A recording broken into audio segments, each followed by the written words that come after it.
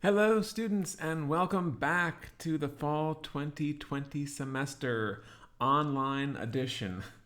My name is Dr. Elliot Bowen, and I'm going to be your instructor for this course, History of Sexuality.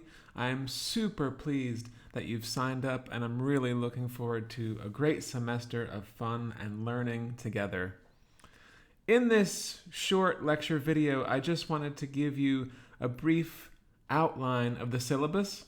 You can obviously read this on your own. It's posted to Moodle, and it'll give you more details, but I thought it would be helpful just to highlight some of the main parts of that syllabus so that we're all on the same page with respect to what it is we're going to be doing this semester, and also my expectations of you in terms of assignments.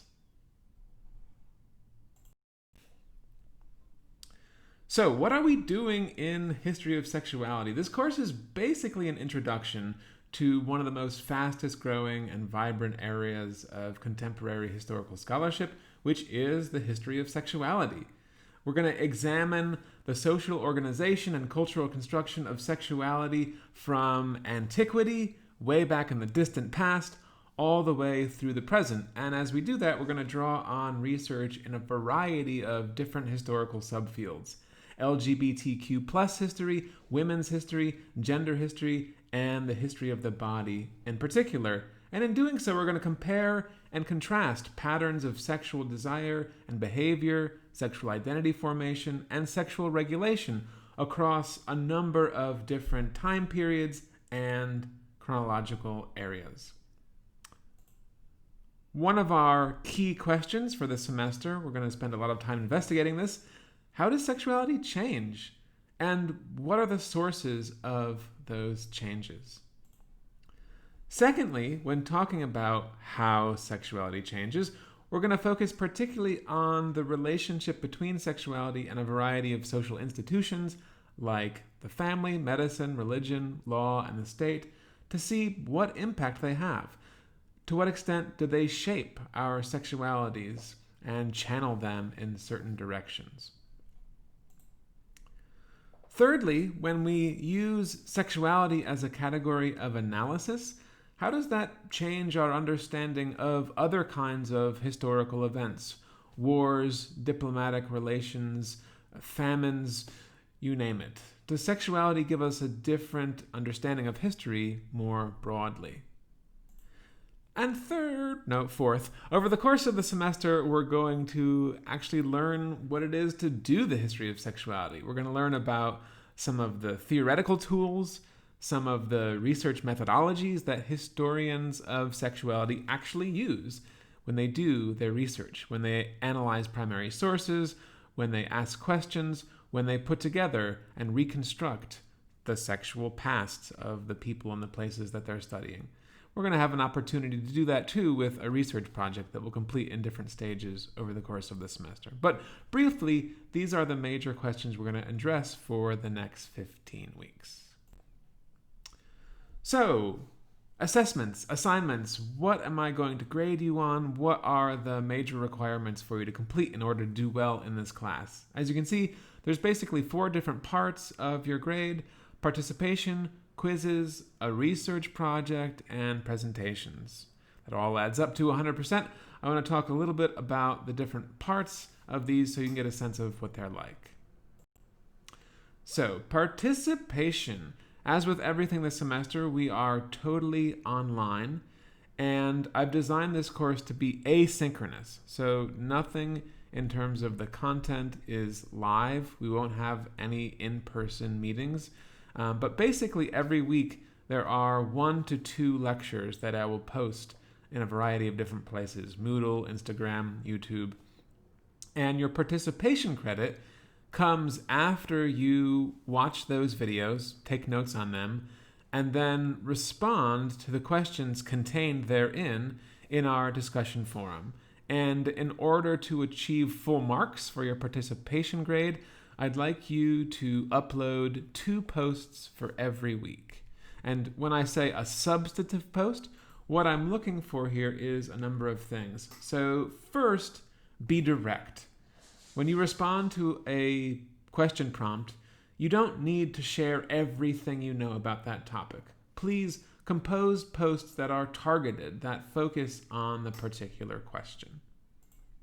Second, please be specific. What I mean by this is refer to evidence from our course content.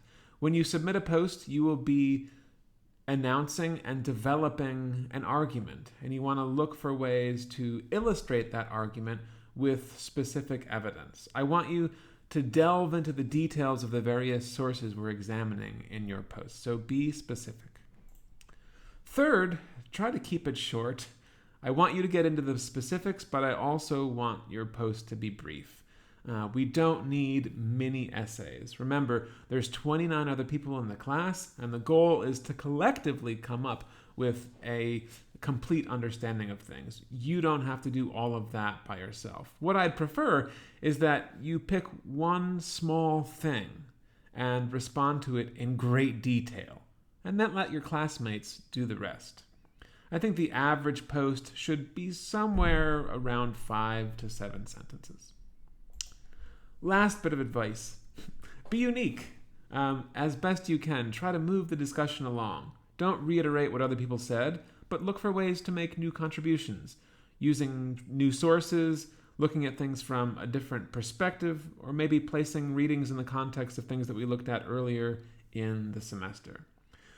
In your attempts to be unique, you might also want to try engaging your classmates. If there's something that you disagree with about what they said, you can do that. We can have intellectual debates on the discussion board so long as we keep things respectful and civil. So, be direct, specific, brief, unique. Those are my 4 tips. This is how I'm going to evaluate the quality of your posts. So you may be wondering exactly what these lectures are and where you can find them. As I said, there are going to be about 1 or 2 every week. I've kept them short. They're all 15 minutes or less. They're all 10 slides or less. And they'll be up on Moodle, YouTube, and Instagram. Instagram and YouTube are also where you can issue your comments in response to the prompts that the lectures contain. So after you go through a lecture, make sure you take notes, and you can use those notes both for your participation credit and also for some other things like taking quizzes. I thought it'd be helpful here to maybe walk through a typical week in the semester just to get a sense of how the lectures and the discussions relate to each other. So if you look right here on the screen, this is a screenshot of the first week in our course syllabus. You'd begin by listening to that first lecture, which is called Defining Sexuality. And after you do that, after you have some notes on it, after you've put together some preliminary thoughts in response to the questions I'm asking in that lecture, you would then head over to our discussion board and upload your first post of the week. Once everyone's had a chance to contribute and we've wrapped that up, you would then go to our second lecture of the week. Same thing. Stream that, download it, however you prefer. It's 15 minutes. Take your notes. Sometimes in a given week, there will also be a reading. So in this case, you would go to our assigned article for week 1. You'd read that, take some notes on it, and that would give you all the information you'd need to proceed to our second discussion forum of the week. That's where you upload your second post, and if you do it well, adhering to all the guidelines I just laid out, you will earn full marks on participation. In terms of where you can find these lectures, as I said, Instagram is one of the places I'll be posting them. This is, again, some screenshots from the first lecture of the semester. After listening to the lecture, if you wanted to make your comment, you just click right there on the title, right next to my name, and that would take you to a new screen that includes a text field where you can just type in your comments and post them right there. So that's an example of how you would actually go about making a post if you're unfamiliar with how Instagram works. And with YouTube, it's even simpler, so you can use that as well. Also, at any point in the semester, if you would prefer not to share your responses with your classmates, you can also email me. your posts, and that's perfectly fine. You'll get just the same amount of credit as any of the other forum. So I also said we're going to have quizzes. There will be 6 of these over the course of the semester. They're basically designed to make sure that you're keeping up with the readings and with the lectures. All of these quizzes will have the same format. They'll consist of 2 short answer questions. They look a little bit like this. This is actually a quiz that I used last semester in History of Sexuality. I won't be using again, so it doesn't give you any advanced information here. But it's a quiz in which I ask 2 questions about an article that I assign students. And to do well, just like your discussion posts, you want to formulate and develop a thesis that is developed with evidence taken from the reading or other course content. Usually for these quizzes, for each question, I'm looking for about a paragraph or maybe 2 paragraphs long response. Make it action-packed, make it jammed with evidence, get into the specifics, delve into the details in a way that supports the main point you're trying to make. We'll have 6 of these over the course of the semester. In response to each one, I will record a little video that gives you some collective feedback, but if you need more personalized response, you can always email me or come see me during office hours. Research project is another big thing we'll be working over the course of the semester on. We're not actually going to complete this because we don't have sufficient time or space, I don't think. But we are going to design a research project in a number of different stages. There are 4 parts in particular to the research project, those being a proposal. This is where you tell me about what you're interested in with regard to history of sexuality. You pick a topic and also craft a specific research question that relates to that topic. And then you go hunting for sources, 2 different kinds of sources. You'll complete a secondary source bibliography and a primary source bibliography. And once you've put together your list of sources, you will work to annotate some of those sources, not all of them. If you look at the syllabus, you can see that for this project, you'll need to produce annotations for 2 of your secondary sources and 1 of your primary sources. The project comes in 2 stages, an initial draft and a final draft. I'll give you feedback on every part of the project, and closer to the end of the semester, you'll revise the proposal, the bibliographies, and the annotations into something that is really, really polished and nice. And that whole thing will be worth 15% of your total grade. Presentations. This is another part of your grade. It's worth 10% overall. It is a group project, something you'll work on with 2 other students.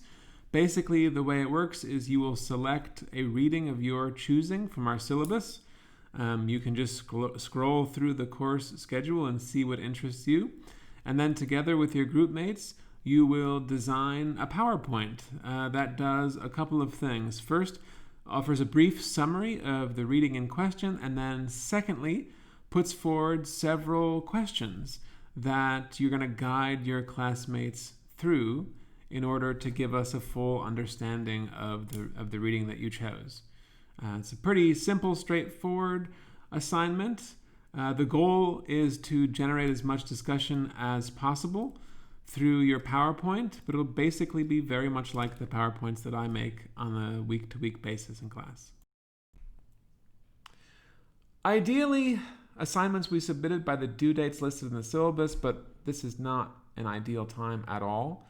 So please, if anything happens, like you get sick or you have to care for someone who is sick, just let me know as best you can, and we can arrange alternative deadlines for any assignments. In order to complete the course, you do have to meet all the requirements. You have to, do every single assignment.